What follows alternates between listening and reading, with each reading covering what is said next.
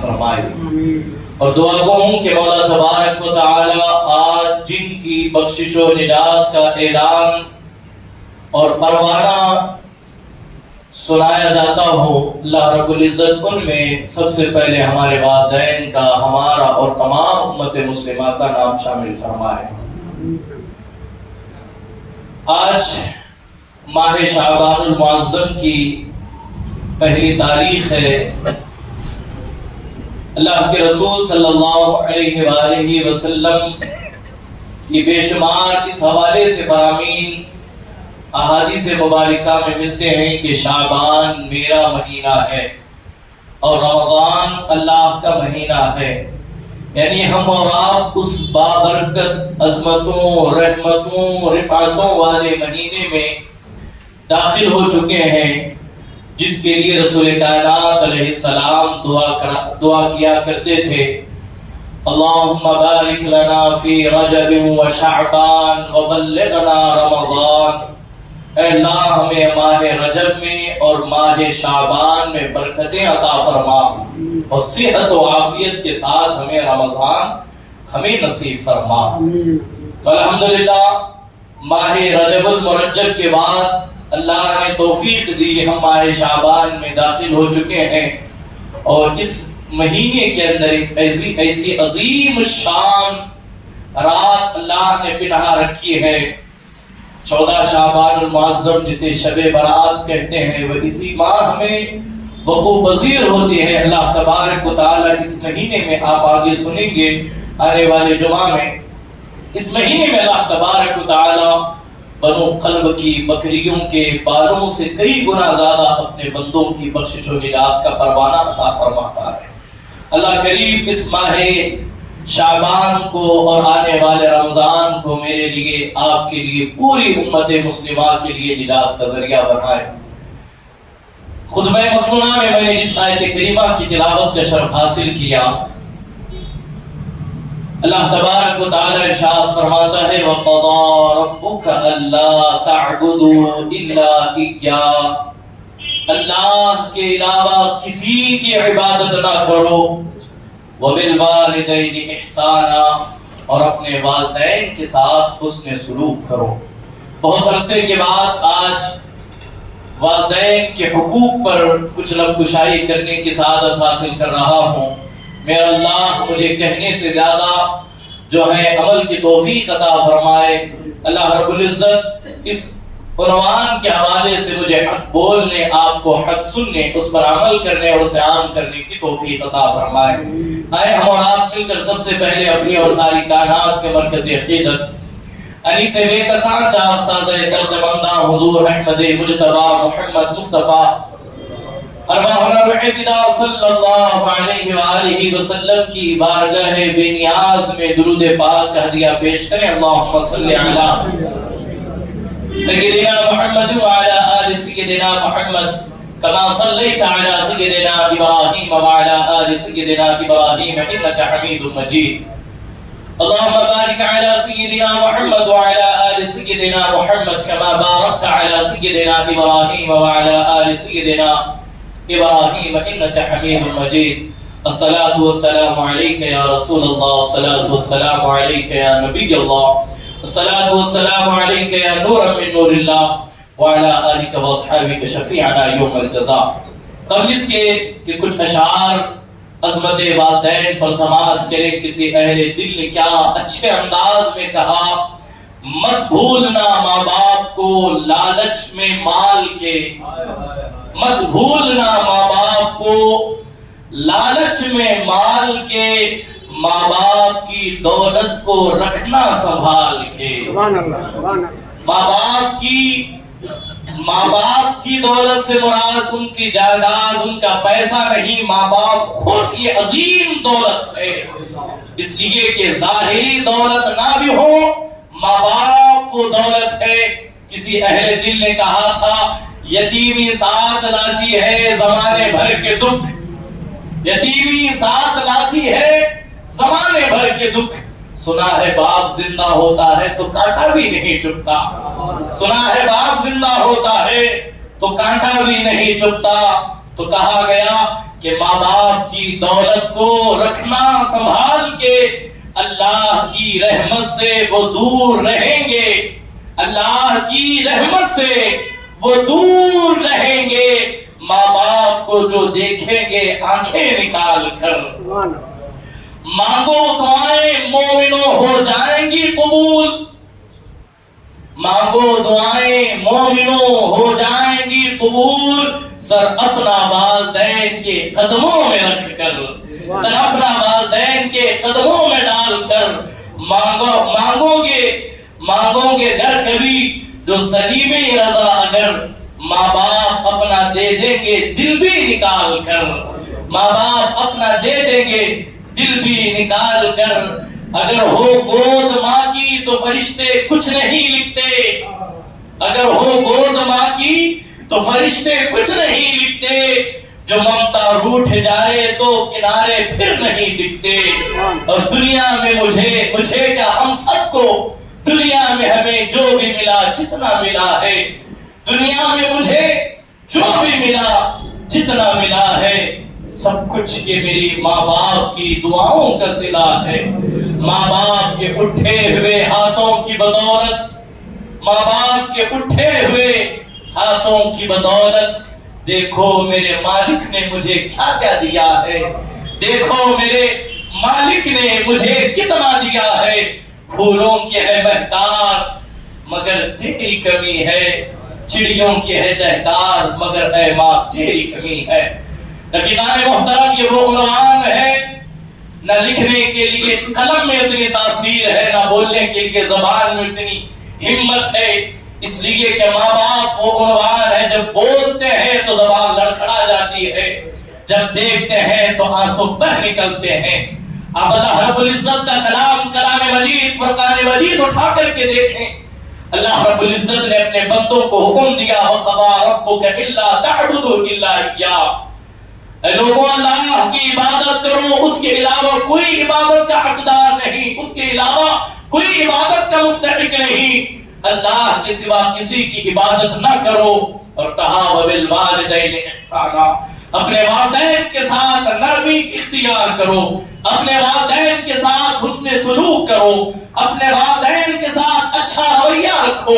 اپنے والدین کے حضور خندہ پیشانی جھکا کر کے رکھو۔ آپ ذرا اس دونوں آیت کریمہ پر ذرا غور، اس آیت کریمہ پر غور کریں۔ اللہ تبارک و تعالی جب کسی عنوان کو بیان کرتا ہے، جب اپنی وحدانیت کو بیان کرتا ہے، جب اللہ رب العزت اپنے تنہا اور واحد ہونے کو بیان کرتا ہے، اس کے بعد جس مضمون کو اس کے ساتھ لاتا ہے وہ مضمون سب سے اہم ہوتا ہے، اس لیے کہ اللہ نے اس مضمون کو اپنے ساتھ اپنی عبادت کے ساتھ شامل کیا، تو گویا کہ اللہ رب العزت نے اپنی عبادت کے بعد جس چیز کا اپنے بندوں کو حکم دیا وہ ہے والدین کے ساتھ حسن سلوک کرنا۔ اللہ اکبر۔ اٹھائیے تفسیر کبیر، علامہ امام فخر الدین رازی رحمت اللہ تعالی علیہ فرماتے ہیں کہ انسان کے وجود کا دو حقیقتیں ہیں، اس کے دو مالک حقیقی طور پر ہیں۔ ایک سبب انسان کے وجود کا سبب حقیقی ذات باری تعالی ہے، انسان کے وجود کا حقیقی مالک اللہ رب العزت ہے۔ اس وجود کو پیدا کرنے کے لیے اللہ نے، اس کا حقیقی اللہ مالک ہے، اور اس کا سبب ظاہری والدین کو اللہ نے قرار دیا، اس لیے کہ والدین کے ذریعے ایک انسان اس دنیا کے اندر جو ہے وہ نمودار اور پیدا ہوتا ہے۔ رفیقان گرامی، یہ عنوان اتنا طویل ہے کہ اس پر ہم بولتے رہ جائیں، اس پر ہم سنتے رہ جائیں، وقت ختم ہوگا، لیکن یہ عظمتیں، یہ رفعتیں، یہ بلندیاں کبھی ختم نہیں ہو سکتی۔ بڑی مشہور و معروف حدیث کریمہ ہے، حضور علیہ السلام کی انجمن لگی ہوئی ہے، صحابہ اکرام رضوان اللہ تعالی علیہم اجمعین حضور علیہ السلام کو ارد گرد جو ہے صحابہ کا جھرمٹ لگا ہوا ہے، ایک آنے والا آتا ہے اور عرض کیا رسول اللہ صلی اللہ علیہ وآلہ وسلم، میرے حسن سلوک کا سب سے زیادہ حقدار کون ہے؟ دنیا کے اندر کون سب سے زیادہ مستحق ہے کہ میں اس کی اس کے ساتھ نیکی کروں، اس کے ساتھ بھلائی کروں، اس کے ساتھ عزت و احترام کے ساتھ میں پیش آؤں۔ تو رسول کائنات علیہ السلام نے فرمایا قال امک تیری ماں۔ حضور السلام نے کیا فرمایا؟ دنیا کے اندر میرے اور آپ کے سب سے زیادہ بھلائی کے، نیکی کے، عزت کا سب سے زیادہ اگر کسی کا حق ہے ہم کسی کے ساتھ نیکی اور بھلائی اور حسن سلوک کریں، تو کہا حضور علیہ السلام نے تیری ماں۔ پوچھنے والے نے پھر پوچھا یا رسول اللہ صلی اللہ علیہ وسلم پھر اس کے بعد کس کا مقام ہے؟ حضور نے پھر کہا تیری ماں۔ پھر پوچھنے والے نے پوچھا یا رسول اللہ پھر اور کون ہے؟ کہا تیری ماں۔ پھر چوتھی مرتبہ اس پوچھنے والے نے پوچھا یا رسول اللہ پھر کون ہے؟ کہا پھر تیرا باپ۔ تین مرتبہ ماں کا ذکر کیا، اس کے بعد چوتھی مرتبہ باپ کا ذکر اللہ کے رسول صلی اللہ علیہ وآلہ وسلم نے فرمایا، اور اس کے بعد کہا تیرے باپ کے بعد تیرے اساتذہ ہیں، تیرے مرشد گرامی ہیں، یا پھر جو بھی تیرے اساتذہ، تیرے بزرگ ہیں، تیرے رشتہ دار ہیں، تیرے اپنے علاقے کے بڑے ہیں، ان کا احترام، لیکن تمام میں سب سے بڑھ کر سب سے زیادہ مستحق ہمارے عزت و ادب احترام کے اگر کوئی لائق ہے تو وہ ہمارے والدہ ہے، اس کے بعد والد گرامی ہے۔ اب اس حدیث مبارکہ پر تھوڑا سا میں اور آپ توجہ کریں۔ آخر اس حدیث کریمہ میں اللہ کے رسول صلی اللہ علیہ وآلہ وسلم نے تین مرتبہ والدہ کا ذکر کرتے ہوئے کہا کہ تیرے لیے تین درجے خدمت کرنا، ادب کرنا، احترام کرنا، نیکی کرنا، تیری والدہ ہے، اس کے بعد تیرا باپ ہے۔ تھوڑا سا اس پر مفسرین اور شارحین کلام کرتے ہوئے کہتے ہیں اس کی اصل وجہ یہ ہے کہ اللہ تبارک و تعالی ماں کو جو عظمت و بلندی رسول کائنات علیہ السلام کے ذریعے دلوائی، اس کے اندر تین تکالیف ہے، جس کی وجہ سے تین مرتبہ رسول کائنات نے کہا سب سے زیادہ مستحق تیری ماں ہے، اس کے بعد چوتھی مرتبہ کہا تیرے باپ ہے۔ تو وہ تین چیزیں کیا ہیں؟ وہ تین چیزیں یہ ہیں رفیقان محترم کہ ایک ماں اپنی اولاد کے لیے تین اہم تکالیف اور مشکل ترین مراحل سے گزرتی ہے۔ سب سے پہلی تکلیف حضور علیہ السلام فرماتے ہیں وہ ہے ایام حمل ہے، یعنی ماں جن دنوں اپنے بیٹے کو یا بیٹی کو اپنے شکم میں رکھتی ہے، وہ لمحے بڑے اہم ہوتے ہیں، وہ بڑے عظیم ہوتے ہیں۔ ذرا انسان ذرا تصور کرے، ماں کا خیال کرتے ہوئے ذرا کریں، آپ کے ایک ہاتھ میں بہت زیادہ نہ صحیح، آپ صرف 1 کلو کی اگر کوئی تھیلی پکڑ کر کے آپ خود ذرا اندازہ لگائیں آپ کتنے دنوں تک رہ سکتے ہیں، کتنے گھنٹے آپ بغیر اس تھیلی کو رکھے ہوئے، بغیر کسی تکلف کے کتنی دیر آپ اسے اٹھا کر کے رکھ سکتے ہیں۔ زیادہ سے زیادہ میں اور آپ گھنٹہ، آدھا گھنٹہ، بمشکل 2 گھنٹے۔ اس کے بعد ایک وقت ایسا آتا ہے کہ مجبوراً ہاتھ سن ہو جاتا ہے، ہاتھ کے اندر ایک عجیب کیفیت پیدا ہوتی ہے، انسان اسے اٹھا کر کے رکھ دیتا ہے۔ تو ذرا قربان جائیں ماں کی عظمتوں پر۔ ماں نے اپنے شکم میں اپنی اولاد کو 1 دن، 2 دن، 4 دن نہیں بلکہ پورے 9 مہینے تک رکھا۔ یہی وجہ ہے کہ رسول کائنات نے ماں کا پہلا حق بیان کیا، تیری عزت کا سب سے زیادہ حقدار تیری ماں ہے، پہلا۔ اس کے بعد دوسرا مرحلہ جو حضور علیہ السلام نے فرمایا بوقت ولادت جو تکالیف تیری ماں پر گزری ہے وہ تکلیف نہ بیان ہو سکتی ہے، نہ ہی کسی قلم میں سے اسے لکھا جا سکتا ہے۔ اللہ کے رسول صلی اللہ علیہ وآلہ وسلم نے اس حوالے سے بھی کئی ارشادات بیان فرمائے، لیکن یہ تکلیف صرف اسی خاتون کو جو ہے محسوس ہو سکتی ہے جس خاتون نے بوقت ولادت جو تکلیف سہی ہے۔ اور اس کے بعد حضور علیہ السلام نے تیسرا مرحلہ جو بیان فرمایا کہ وہ یہ ہے کہ تیری تربیت، تیری پرورش میں جو ماں باپ نے جو قربانیاں جو مشترکہ طور پر دی ہے ان قربانیوں کا کبھی حق ادا نہیں ہو سکتا۔ اور چوتھی جو صفت ہے وہ ماں باپ کی برابر ہے، اس لیے کہ ماں کے دل میں اللہ نے اپنی وہ ممتا رکھی ہے کہ جب رات میں بچہ جو ہے وہ بستر پر پیشاب کرتا ہے تو ماں اسے سینے سے لگا کر بھیگے بستر پر خود لیٹ جاتی ہے اور سوکھی جگہ پھر اپنے سینے پر اپنی اولاد کو لٹا کر کے اس کی پرورش کرتی ہے، اس لیے کہ اللہ نے اس کے دل میں ماں کی ایسی ممتا رکھی ہے۔ رفیقان محترم، اللہ کے رسول صلی اللہ علیہ وسلم نے فرمایا کہ تین مرحلے میں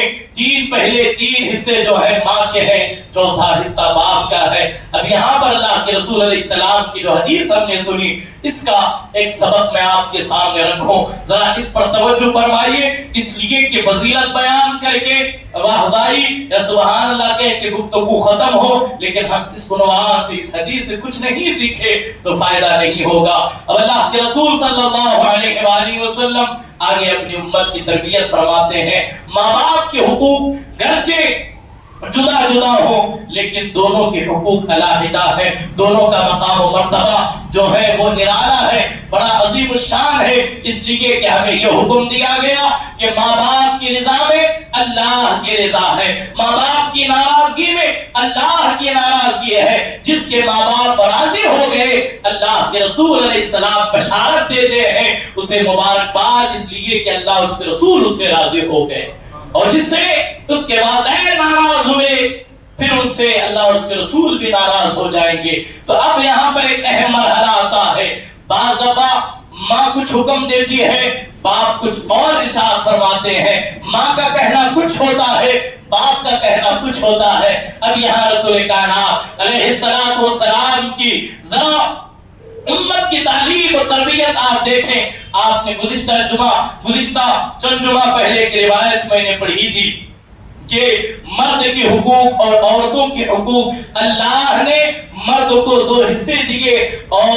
عورت کو 1 حصہ عطا فرمایا وراثت میں، لیکن ذرا دیکھیں خدمت میں اللہ رب العزت نے ماں کو 3 درجے عطا کیے اور باپ کو 4تھا درجہ عطا فرمایا۔ اب یہاں پر فرمایا گیا ماں ایک حکم دیتی ہے اور باپ اس کے برعکس کوئی حکم دے رہا ہے، تو اب یہاں پر رسول کائنات علیہ السلام فرماتے ہیں کہ اب آپ کس کی جو ہے حکم کو مانیں گے، کس کے حکم کو ٹالیں گے؟ اگر باپ کے حکم کو مانے تو ماں ناراض ہو رہی ہے، ماں کی بات مانے تو باپ کو تکلیف ہوگی۔ تو اب یہاں رسول کائنات علیہ السلام نے واضح طور پر اپنی امت کو یہ ارشاد فرمایا کہ حکم اگر کسی کا چلے گا تو وہ مرد کا چلے گا۔ گھر کے اندر مرد جو ہے وہ سردار اور بڑے کی حیثیت رکھتا ہے، گھر کے اندر باپ کا حکم چلے گا، اور جہاں تک خدمت کی بات ہے وہ ماں کی خدمت سب سے جدا ہوگی، باپ سے بڑھ کر کے ماں کی خدمت کی جائے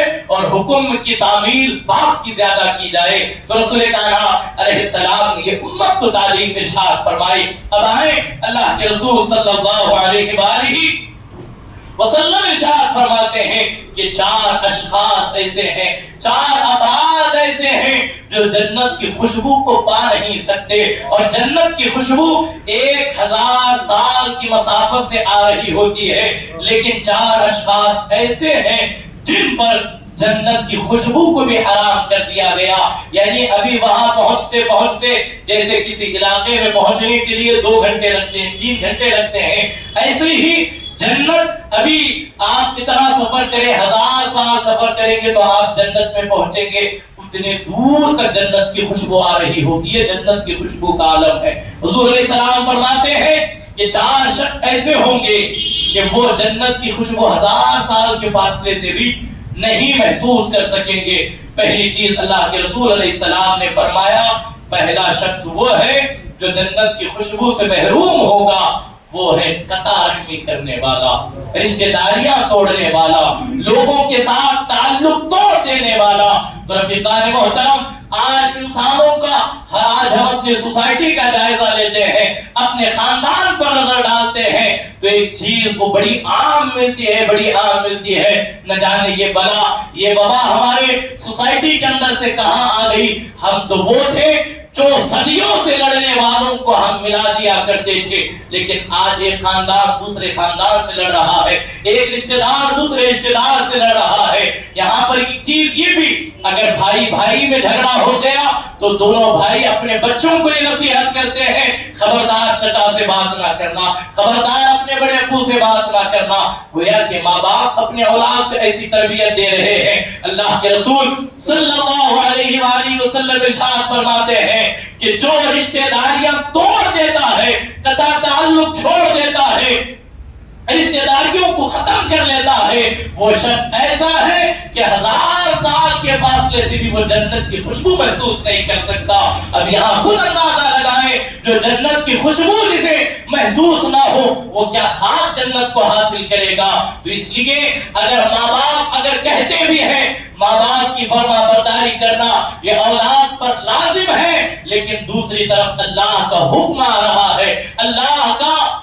ارشاد آ رہا ہے، وہ حکم جو ماں باپ اللہ رسول کے احکام کی خلاف دیتے ہیں، شریعت میں اس پر عمل کرنے کی کوئی پابندی نہیں۔ ہاں ان کے دل کا خیال کرتے ہوئے ان کے سامنے ان کی بات کی تعمیل کی جائے، لیکن ان کے غیر موجودگی میں اپنے رشتہ داروں کے حقوق ادا کیے جائیں، ان کے ساتھ سلام و کلام جاری رکھا جائے، اس لیے کہ اللہ کے رسول علیہ السلام فرماتے ہیں کسی مومن کو یہ زیب نہیں دیتا کہ جو 3 دن سے زیادہ اپنے کسی مسلمان سے سلام و کلام بند رکھے۔ اگر کوئی ایسا کرتا ہے، اب آپ والے دیگر حضور علیہ السلام فرماتے ہیں وہ ہم میں سے نہیں۔ کہا اس لیے رشتہ داریوں کا خاص خیال رکھیں، رشتہ داریوں کا خاص خیال رکھیں۔ یہاں ہم ایک چیز محسوس کرتے رہتے ہیں، جب تک آپ دولت مند ہیں، جب تک آپ امیر ہیں، آپ کے پاس دولت ہے، تو انسان کے دل پر یہ سوال رہتا ہے اس کے ذہن میں کہ اگر میرے غریب بھائی، میری غریب پھوپھی، میرے غریب چچا اگر میری دولت کو دیکھ لیں گے تو ہمارے قریب آ جائیں گے، پھر ہمیں انہیں دینا پڑے گا، تو لوگ دامن جھاڑ دیتے ہیں، لوگ دامن جھاڑ کر کے جو ہے وہ اللہ اکبر نکل جاتے ہیں۔ اسی لیے تو کسی نے کہا تھا کہ ایسے اشخاص کے حوالے سے ایسے ہی افراد ہوتے ہیں جو معاشرے کے نظام کو تباہ و برباد کر دیتے ہیں۔ گچی کے میرا عنوان نہیں، لیکن رسول کائنات فرماتے ہیں ایسا شخص جو قطع تعلق کرے، رشتہ داریاں توڑے، جو بات چیت بند کرے، وہ شخص جنت کی خوشبو بھی نہیں سونگھ سکتا۔ اس کے بعد حضور علیہ السلام نے دوسرے شخص کا ارشاد فرمایا، بوڑھا زانی جو حالت بڑھاپے میں جو زنا کرے وہ بھی جنت کی خوشبو سے محروم ہو جاتا ہے۔ یہاں بات آئی تو میں ایک بات ضرور عرض کرنا چاہوں گا، آپ یہاں اہل علم اور اہل تجربہ یہاں موجود ہیں، میں بڑی معذرت کے ساتھ عرض کرنا چاہوں گا، شرعی مسئلہ ہے۔ دیکھیں زنا کی طرف قدم انسان کے اسی وقت بڑھتے ہیں جب اس کے لیے اس کے پاس جو ہے وہ اپنی نفسانی خواہشات یا اپنی ضرورت پوری کرنے کے لیے کوئی ذریعہ نہ ہو۔ اسلام کا ایک نظام ہے، میں مثال کے ذریعے سمجھاؤں، اگر آپ کا پیٹ ایک روٹی سے نہیں بھرتا تو آپ عزت و عافیت کے ساتھ دوسری روٹی کھا لیں، اس لیے کہ اسلام نے چوری کرنے سے منع کیا ہے۔ اسلام کی نظر طاعت دے گا ہے، اسلام بہت وسیع پیمانہ اپنے اندر رکھے ہوا ہے۔ بدقسمتی سے جن کی شریک حیات جوانی کے عالم میں انتقال کر گئی، اللہ ان کی مغفرت کرے، جن کے زوجے جن کی شریک حیات انتقال کر گئی، اب وہ جوانی میں 35 40 45 سال کی عمر ہے، آپ کا بھی خود کا اپنا تجربہ ہے، اگر بیوی ایک دن گھر میں نہ رہے تو انسان کا گھر اسے کاٹنے کے لیے دوڑتا ہے۔ جس کی اہلیہ انتقال کر گئی، اب ذرا انسان اور معاشرہ خود ذرا تصور کرے اس شخص کی آگے کی زندگی کیا ہوگی۔ ایک طرف معاشرہ یہ کہتا ہے اب یہ بڑھاپے میں شادی کرے گا، بچوں کا خیال نہیں کرتا، بیٹیاں جوان ہو چکی ہیں، آپ یاد رکھیں آپ یہ کہہ کر کے تانا دے کر کے ایک آدمی کو زنا کی طرف اسے لے جا رہے ہیں، اس لیے کہ اسے جو عام آسان راستہ ہے آپ نے بند کر دیا، اب اس کے قدم بڑھیں گے تو حرام اور گناہ کی طرف بڑھیں گے۔ تو لہٰذا اپنی فکر کو بدلیں، اس لیے کہ اللہ کے رسول صلی اللہ علیہ وآلہ وسلم نے اپنے صحابہ کی اسی تربیت کی کہ اللہ اکبر، صحابہ کرام رضوان اللہ تعالی علیہ مجمعین اپنی نکاح میں بیوی کو رکھنے کو ایمان کی پختگی تصور کرتے تھے، اور جب کبھی کسی کی بیوی کا انتقال ہو جاتا وہ نکاح کے لیے صرف اور صرف اس لیے جلدی کرتے تاکہ ان کے ایمان کی حفاظت ہو سکے، تاکہ ان کی ایمان کی حفاظت ہو سکے۔ آج بدقسمتی سے، لا علمی کی اور کئی غلط رسومات کی وجہ سے آج معاشرے کے اندر اتنی بیلا، اتنی جو ہے وہ رسمیں ایجاد کی گئی ہے الیاذ باللہ کہ لوگ آسان کاموں کو بھی جو ہے وہ مشکل پورا جو ہے نہیں کر پاتے ہیں۔ تو لہذا اپنی فکر کو، اپنی سوچ کو بدلے۔ کہا حضور علیہ السلام نے اللہ تبارک و تعالی بوڑھے زانی کو بھی جنت کی خوشبو اس تک نہیں پہنچتی۔ اور اس کے بعد تیسرے نمبر پر کہا حضور علیہ السلام نے تکبر کے ساتھ اپنا پیجامہ لٹکانے والا، یعنی کہ اتنا بڑا اس نے کپڑا یا تہبند یا کرتا پہنا جو ٹخنے سے نیچے ہے تو اس کے لیے بھی جنت کی خوشبو کو حرام کر دی گئی۔ اب یہ بھی عنوان ایسا ہے کہ اس پر بھی تھوڑی سی تفصیل سے گفتگو کرنا میں ضروری سمجھتا ہوں۔ آج ہمارے علاقے کے اندر خاص کر کے ایسی فکر، ایک ایسا ذہن دے دیا گیا کہ لوگ جو ہے اتنے اوپر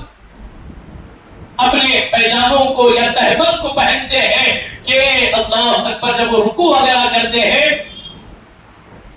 کہ ان کے پیجامے وغیرہ میں سے ان کے ٹکنے کے بعد ان کے گھٹنے نظر آنے لگتے ہیں۔ حدیث کے مفہوم کو سمجھنا ضروری ہے۔ حدیث کچھ اور کہتی ہے، آپ عمل کچھ اور کہہ رہے ہیں۔ اللہ کے رسول علیہ السلام نے یوں ہی کپڑے کو یا پیجامے کو لٹکانے سے منع نہیں کیا، اللہ کے رسول نے پہلے شرط لگائی تکبر کے ساتھ۔ آج آپ میں سے کتنے ایسے ہیں جو تکبر کے لیے مستی سے یا پھر کسی کو ذلیل کرنے کے لیے کپڑے پہنتے ہیں؟ تو لہذا حدیث پر غور کرنا چاہیے۔ جب رسول کائنات علیہ السلام نے جس زمانے میں یہ حدیث بیان کی، جس زمانے میں حکم ارشاد فرمایا، اہل عرب کا دستور یہ تھا وہ اپنے لباس کو اتنا لمبا چھوڑ دیتے تھے کہ دو غلام اس کے کپڑے کو اٹھا کر کے چلتے تھے۔ اگر غلطی سے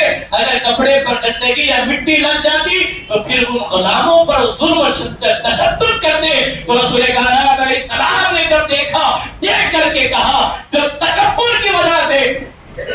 اپنا کپڑا جو ہے وہ لڑاتے ہوئے یا پھر جو ہے گھسیٹتے ہوئے چلے، اتنا حصہ جہنم میں ہے۔ اس کے بعد رسول کائنات علیہ السلام کی بارگاہ میں ایک صحابی آئے، آ کر کے عرض کرتے ہیں یا رسول اللہ، غالباً حضرت ابو بکر صدیق ہے، وہ آ کر کے عرض کرتے ہیں یا رسول اللہ صلی اللہ علیہ وسلم، میں سنت کے مطابق میں ناک کے اوپر سے لے کر ٹخنے تک میں تہبند باندھتا ہوں، لیکن میرا پیٹ ابھرا ہوا ہے، میں اوپر باندھتا ہوں تو کچھ ہی لمحوں میں وہ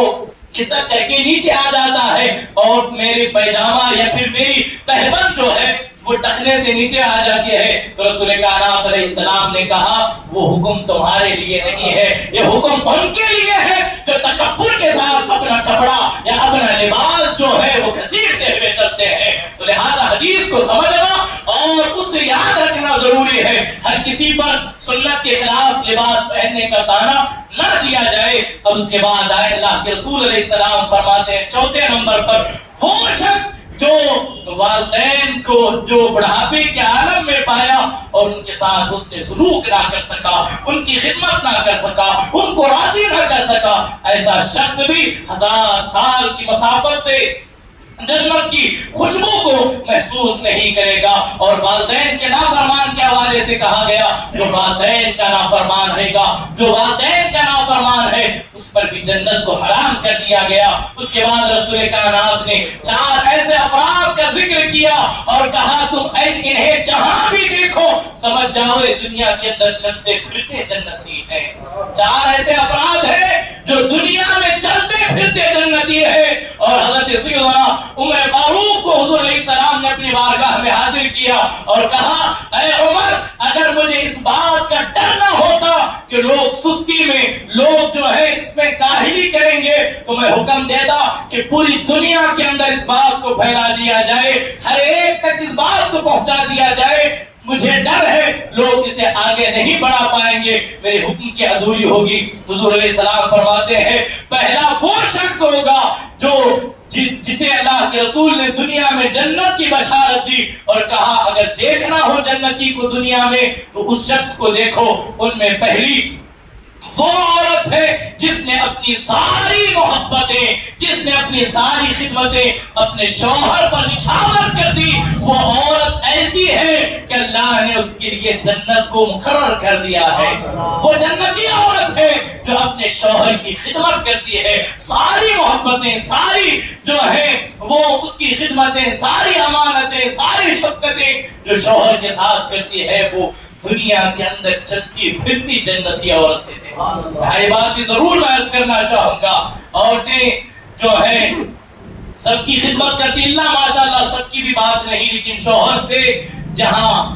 تھوڑا بہت بھی ذرا برابر دلوں کے اندر ناچاکیاں پیدا ہوئی، عورت بیوی جو ہے اپنے شوہر سے دامن بچانے کی کوشش کرتی ہے۔ یاد رکھیں اللہ کے رسول صلی اللہ علیہ وسلم نے فرمایا اپنی بیٹیوں کو، اپنی بہنوں کو یہ بات سکھائیں کہ جس کا شوہر رات میں اپنی بیوی سے ناراض ہو کر کے سو گیا، اس کی بیوی نے، اس کی عورت نے اپنے شوہر کو نہیں منایا جب تک شوہر راضی نہیں ہو جاتا، اللہ، اس کے رسول اور تمام لعنت کرنے والے فرشتے اس عورت پر لعنت بھیجتے رہیں گے جس کا شوہر اس سے ناراض ہو گیا۔ کیا آپ چاہتے ہیں کہ آپ کی بیٹیوں پر اللہ رسول کی لعنت برسے، آپ کی بہنوں پر نہیں؟ تو اپنی بیٹیوں کو، اپنی بہنوں کو یہ بات سکھائیں، اس لیے کہ شوہر کی رضا میں اللہ نے اپنی رضا رکھی ہے، اور جس کا شوہر ناراض ہو گیا اور وہ انتقال کر گیا اور اس کی بیوی اسے منا نہیں سکے تو پھر اللہ کی لعنت اس پر برستی ہی رہے گی۔ بڑی سختی کے ساتھ اور سنجیدگی کے ساتھ یہ بات ہمیں اپنے گھر کے تمام افراد کو بتانا ہوگا۔ المختصر اتنا، اس کے بعد حضور علیہ السلام نے یہ ارشاد فرمایا، دوسرا وہ شخص جسے جنت کی گارنٹی دی گئی، کہا گیا وہ شخص جس کے بچے زیادہ ہیں، جس کے بچے زیادہ ہیں اور وہ ان بچوں کی پرورش کے لیے، ان کی تربیت کے لیے دن رات کماتا ہو اور وہ غریب ہونے کے باوجود بھی وہ اپنے بچوں کو حرام کا لقمہ نہیں کھلاتا، اللہ کے رسول فرماتے ہیں وہ شخص جنتی ہے۔ اپنے اولاد کی پرورش کو کبھی بوجھ نہ تصور کرے، اپنے اولاد کو اپنے اوپر بوجھ نہ تصور کرے، اس لیے کہ اسے جنت کی بشارت دی گئی، کہا گیا اور یہ بھی ضروری ہے کہ اولاد کو لقمہ حلال کھلایا جائے، ہر ممکن اسے حرام سے روکا جائے۔ اور اس کے بعد جلدی آگے بڑھوں، اس کے بعد حضور علیہ السلام نے کہا جو والدین کے ساتھ حسن سلوک کرتا ہے، ان کے ساتھ فرمانبرداری کرتا ہے، اس شخص کو دیکھ لو وہ دنیا کے اندر جنتی ہے، وہ جنتی ہے۔ اللہ اکبر۔ حضور علیہ السلام جو ہے صحابہ کرام کی انجمن لگی ہوئے، حضور جگہ فکر ہے، ایک آنے والا آیا، آ کر کے عرض کرتا ہے یا رسول اللہ صلی اللہ علیہ وآلہ وسلم، میرا جی چاہتا ہے کہ میں جہاد میں جاؤں، میں تلواروں کے سائے میں جاؤں، اپنا خون اسلام کے آبیاری کے لیے لگاؤں، یا رسول اللہ مجھے اجازت دیں تاکہ میرا نام مجاہدین میں آ جائے۔ اللہ کے رسول صلی اللہ علیہ وآلہ وسلم نے پوچھا کیا تیرے ماں باپ حیات ہے، کیا وہ زندہ ہے، کیا وہ باقی ہے؟ تو اس نے کہا یا رسول اللہ میرے ماں باپ زندہ ہے۔ تو حضور نے کہا جان کی خدمت کر، ان کی خدمت جہاد سے بڑھ کر کے ہے، ان کی خدمت شہادت سے بڑھ کر کے ہے، ان کی خدمت اللہ کے لیے، دین کے لیے خون بہانے سے بڑھ کر کے ہے۔ اے میری قوم کے جوانوں، یہاں ایک پیغام میں ضرور دینا چاہوں گا، آج ہم کہاں جا رہے ہیں؟ آج ہم ماں باپ کی خدمت کو دقیانوسی اور پرانے خیالات تصور کرتے ہیں، پیروں کے ہاتھ چومتے ہوئے آج ہم نہیں تھک رہے، پیروں کی چوکٹیں جھاڑتے ہوئے آج ہم نہیں تھک رہے۔ یاد رکھیں دنیا کے سب سے بڑے پیر پیغمبر اعظم صلی اللہ علیہ وسلم نے کہا کہ ماں باپ کی خدمت سب سے بڑا جہاد ہے، ماں باپ کی خدمت سب سے بڑا جہاد ہے۔ اسی لیے تو کسی نے کہا تھا اپنے بھی خفا ہے مجھ سے، اپنے بھی خفا مجھ سے ہے، بیگانے بھی ناخوش، میں کہہ نہ سکا زہر حلال کو کبھی کم، اور بات وہی کہتا ہوں سمجھتا ہوں جسے حق، بات وہی کہتا ہوں سمجھتا ہوں جسے اب حق، نہ ابلے مسجد ہوں نہ تہذیب کا فرزند ہوں، اس لیے کہ حضور علیہ السلام سے بڑا پیر کوئی نہیں ہو سکتا۔ جب حضور نے فرمایا کہ دنیا کے اندر ایک انسان کا سب سے بڑا اگر کوئی پیر ہے، کوئی استاد ہے، کوئی مربی ہے، کوئی مشفق ہے، اس پر سب سے زیادہ جو ہے اپنی جان چھڑکنے والا کوئی ہے تو اس کا باپ ہے۔ لیکن آج اولاد کی. آج نوجوانوں کو آپ دیکھیں, آج جو ہے ہر ایک کی دنیا کے اندر نہ جانے کیسے کیسے ڈھونگی باباؤں کے ہاتھ چومنے, پیر چاٹنے, تلوے چاٹنے میں انسان یہ جو ہے وہ ذرہ برابر بھی شرم محسوس نہیں کرتا. اور ماں باپ کے ہاتھ چومنے میں سے شرم آتی ہے, ماں باپ کے ہاتھ چومنے میں سے شرم محسوس کرتے ہیں. تو آپ خود تصور کریں کہ ہم کہاں کھڑے ہیں, ہم کہاں کھڑے ہیں. کیا وہ داستان آپ کو یاد نہیں کہ حضور علیہ السلام یمن کی طرف رخ کرتے ہیں, اپنے سینے کے بٹن کھولتے ہیں اور کھول کر کے کہتے ہیں یہاں سے مجھے ٹھنڈی ٹھنڈی ہوائیں آتی ہیں, اس لیے کہ یہاں سے مجھے رحمان کی محبت کی ہوائیں آتی ہیں. پوچھا یا رسول اللہ کون ہے؟ کہا میرا ایک ایسا غلام ہے جو یمن میں رہتا ہے, اس لیے کہ والدین کی خدمت کا ذکر ہو اور ویسے کرنی کا باب نہ کھلے, وہ باب کبھی مکمل ہو ہی نہیں سکتا. حضور نے کہا کہ یمن سے مجھے میرے غلام کی محبت کی ہوا آتی ہے. حضور علیہ السلام نے پوچھا یا رسول اللہ اگر وہ آپ سے اتنی محبت کرتا ہے, اتنی عقیدت کرتا ہے, جو ہے بلال حبشہ سے آگے, سلمان فارس سے آگے, یمن تو بہت قریب ہے, وہ یمن سے کیوں نہیں آئے؟ اے مسلمانوں سنو, پیغمبر اعظم صلی اللہ علیہ وسلم نے کہا وہ میرا اویس مجھ پر جان چھڑکتا ہے, مجھ پر جان مارتا ہے, لیکن اسے آنے اگر کوئی چیز نہیں دیتی تو وہ اس کی نابینا اور کمزور ماں ہے جو اسے مجھ تک آنے نہیں دیتی. اللہ اکبر. حضور نے جھبا نکال کر کے حضرت ابو بکر و علی کو دے کر کے کہا میرے وصال کے بعد اویس کو جا کر کے دینا, جلدی جلدی عرض کرو. حضرت اویس کو لے جا کر کے حضور علیہ السلام نے جب حکم دیا لے جا کر کے جھبا حضرت اویس کرنی کو دیا اور دے کر کے کہا اے اویس اللہ کے رسول نے کہا میری امت کی بخشش کے لیے دعا کرنے کے لیے اویس سے کہنا. جب حضرت اویس کرنی دیوانہ وار جب حضور علیہ السلام کا پیغام سنا تو حضرت ابو بکر علی سے پوچھے اے آنے والے شیخین بتائیں نا میرے نبی نے میرا نام کس محبت سے لیا, وہ ادا کیسی تھی, وہ محبت, وہ انداز تکلم کیسا تھا. ہائے ہائے قربان جائے رفیقان محترم, جب آپ نے یہ سنا اویس اتنی محبت ہے, حضور نے نام کیسے لیا یہ تم جاننا چاہتے ہو. اگر اتنی ہی محبت ہوتی ہے, اتنی ہی محبت تھی تو آئے کیوں نہیں, حضور کے قدموں میں پڑے کیوں نہیں. تو اب آپ نے کہا میرا اپنا مقدر ہے, تم تو حضور کو بہت دیکھو ہو, تم نے تو حضور کی بڑی خدمت کی ہے, تم نے سفر میں, حضر میں, گھر میں, بازار میں حضور کو دیکھا. اے میرے نبی کے یاروں ذرا بتاؤ نا حضور کی بھویں کیسی تھی, حضور کی بھویں کیسی تھی, حضور کی بھویں ملی ہوئی تھی یا جدا جدا تھی. حضرت عمر جو ہے, حضرت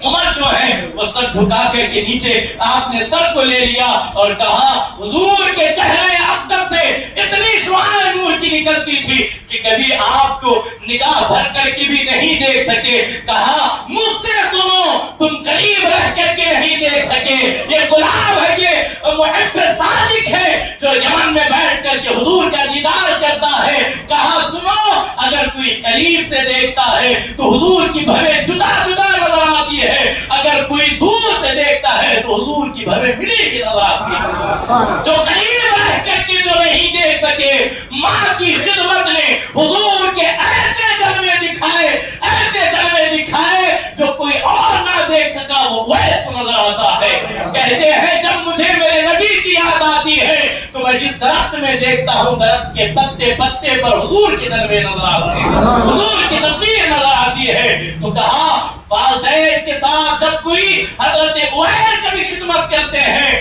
تو اس کا صلہ یہ ملتا ہے کہ تابعین ہو کر سید التابعین کہلاتے ہیں. اور بایزید کو دیکھیں, کہا ماں اجازت دے اب تو اپنے حقوق معاف کر, میں اللہ کی تلاش میں نکل جاؤں, اللہ کے وصال کے لیے نکل جاؤں. اب جنگل و بیمار نے کہا جا بیٹے اللہ کو راضی کر لے, اللہ کو تلاش لے, تیرے دل میں جستجو جو پیدا ہوئی. اب نکلے ہیں حضرت بایزید, اب گھومتے گھومتے جنگل و بیابان میں اللہ کو تلاش کرتے کرتے کرتے 12 سال کا عرصہ بیت چکا. 12 سال کے بعد اپنے ہی شہر بستام سے گزرنے لگے. رات کی تاریکی ہے تو سوچا 12 سال کے بعد سے یہاں گزر رہا ہوں, میری بوڑھی ماں ہے, ذرا اسے دیکھ لو, اس کے قدم چوم لو, پھر اپنے منزل کی تلاش میں نکل جاؤں. رفیقان محترم, رات کا آخری پہر ہے, دیکھا دروازہ بند ہے, ماں اندر سوئی ہوئی ہے. اب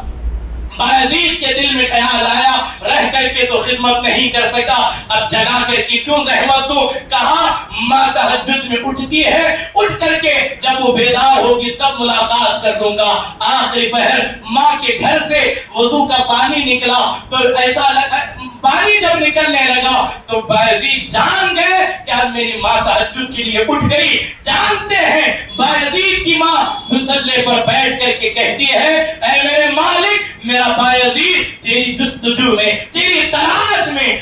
تجھے پانے کے لیے نہ جانے میرا بیٹا کہاں کہاں سے گزر رہا ہے. اے اللہ اسے اپنا قرب عطا کر دے, اے اللہ اسے اپنی تلاش کو مکمل کرا دے. بایزید کی زبان سے ایک جملہ نکلا, آپ کہتے ہیں اے اللہ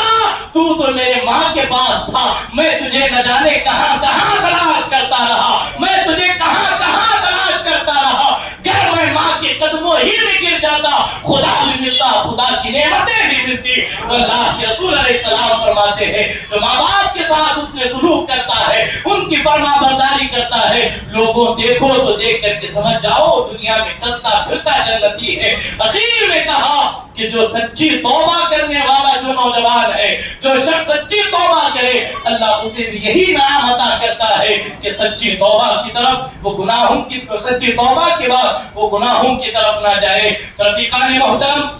یہ وہ عنوان اور یہ وہ باب ہے, ہم کہتے رہیں آپ سنتے رہیں, یہ باب کبھی ختم ہونے والا نہیں ہے, اس لیے کہ یہ قصہ لطیف ابھی نہ تمام ہے. جو کچھ ہوا بیان وہ آغاز باب ہے. اللہ رب العزت کی بارگاہ میں دعا گو ہوں کہ مولا تبارک و تعالی ہم سے راضی ہو جائے.